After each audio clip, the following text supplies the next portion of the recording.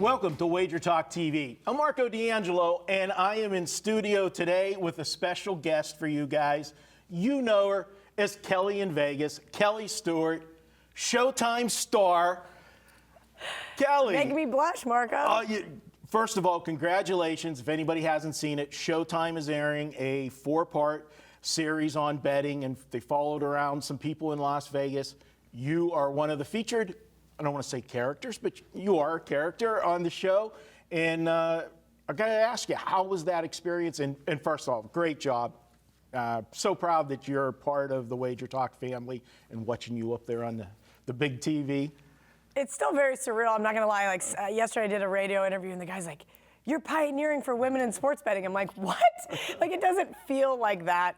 Because I've always just kind of been one of the guys. So it isn't like this super exciting thing. They literally followed me around all of football season, came here to WagerTalk, went to the Golden Nugget, went to the Westgate, filmed me from my house, filmed me at the gym, filmed me at the nail salon, the face place, like everywhere that they could possibly follow me around to see what my life is like during football season.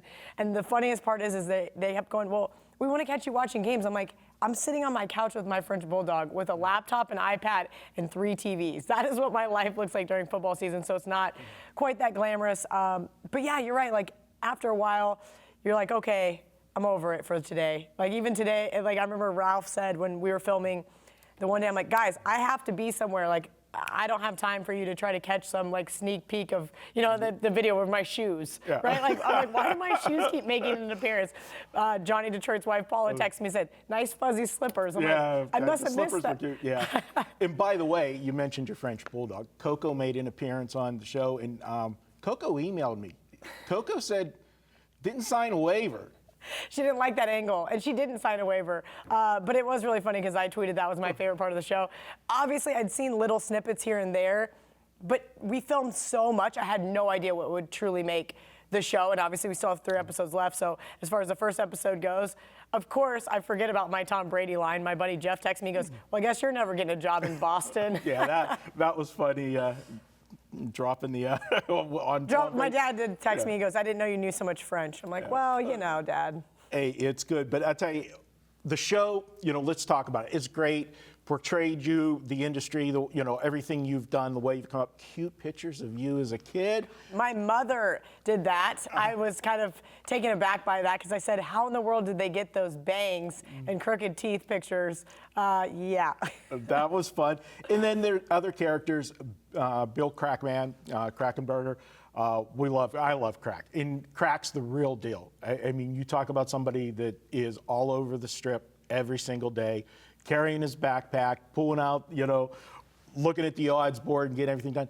He is the epitome of what a true advantage player, grinder is in Las Vegas. And if you ever sat down with Crack, we're going to try see if we can get him in here sometime, because some of the stories, I just could sit there and listen to him all day long. Yeah, I met Crack through a mutual friend, my girlfriend Blakely, and she's like, "You got to meet Crack. He's so awesome." And from the second I met him, I was like, this guy is a badass. He's so good at what he does. My favorite part of the show with Crack is he's so honest about everything. And he goes, "I can't name 5 NFL players." Yeah. But that's because, like you mentioned, he's a complete advantage player. He's playing strictly numbers. You see him in the episode where he's like, 10, and it moved from 10.5. Yeah. So they played the number where there's me going, you know what, I still like this dog because I think they can win outright. And it's more situationally, but he is such an advantage player that he sticks to his guns. And you can see that in the episode that he's a real professional. Absolutely. And then there's the other side of the coin of the show. And, you know, I avoided this. Mind you, I spent all last weekend in New York and I avoided this topic, and I knew you were going to ask me about it. I'm going to do it because it's, you know, let's give Showtime credit. They're given the full 360 view of it. There's the good of the industry, and then there's the bad. Now, in episode 1, you know, if you're naive or new to sports betting, you're going to think Vegas Dave's the greatest thing since sliced bread. I mean, the guy hits over 75% all the time. Guy never loses. You know, I'm going to put it right out there. It's all total bullshit. You know, Vegas Dave, you know where I'm at if you want to come at me. You're the reason that the industry has the bad name that, you know, we all get that term touts. I love that. Everybody's a tout that sells a pick. But the stuff that he does, and then posting the pictures of his future win tickets, you know, if he does that, I wish he would show everybody the other 6 that he bet. He does this every year. He'll bet a bunch. First of all, he's got a lot of money. His parents have a lot of money. And he'll buy tickets on 6 or 7 teams, 8 teams to win the championship of whatever sport. And if one of them gets there, then he posts that ticket. It's all bullshit. Yeah, you know, I knew Dave when he would come to the nightclubs back in the day, and we always got along.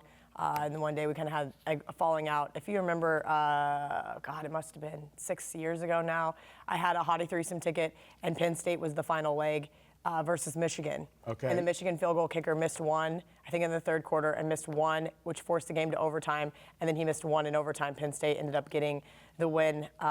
And I think I cashed like a 45-1 ticket. Yeah. And I was really happy. And we were not friends after that. He was in the same room at the Westgate as me, and it just lost his mind completely. And it was sad because that was way before he is who he is now. Mm-hmm. It was when he first started coming around, and he would bet, you know, Alabama moneyline parlayed with Clemson moneyline parlayed with LSU moneyline, like that kind of stuff. Where I remember having a girl that worked at Hakkasan called me crying, and she said she lost 10 grand.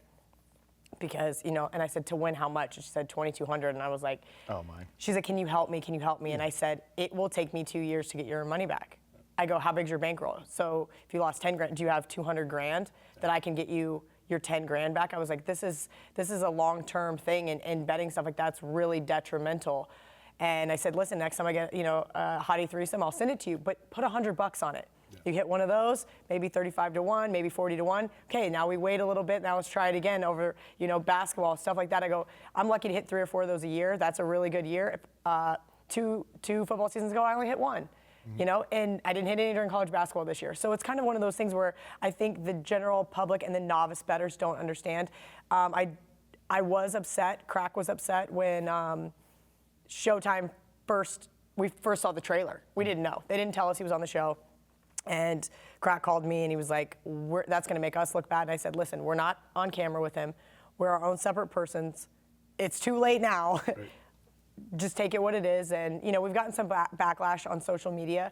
But my main question is, everybody asks me on either Instagram, DMs, or Twitter, is he really that big of a douche? And I mean, you're going to find out for yourself. There's 3 more episodes left. Yeah, so we'll see where they take it. But it is a good, you know, for people that don't live in Vegas, they love to see the interactings, and I can't wait to see you in the salon and everything. Oh, God. I can only imagine the places that you frequent all the time, and when you bring your entourage in. No entourage. You know, actually, my friends joke, they're like, "Is basketball season over yet? So we can have our friend back?" And it is true.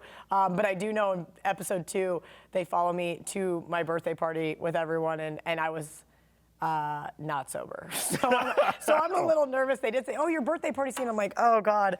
Drunk Kelly in Vegas? It was fun because I had the Cowboys to beat the Saints that night. So they brought out a couple bottles. We were all drinking. And Thursday then night game, yeah. When that all happened, I was like, let's go, more bottles. And then I remember sitting at the center bar at Caesar's Palace at 3 a.m. with my girlfriend, Katie. And I'm like, where's everybody else? And she's like, girl, they've been gone. Yeah. I'm like, what? And she's like, it's just me and you. I'm like, we should really go home.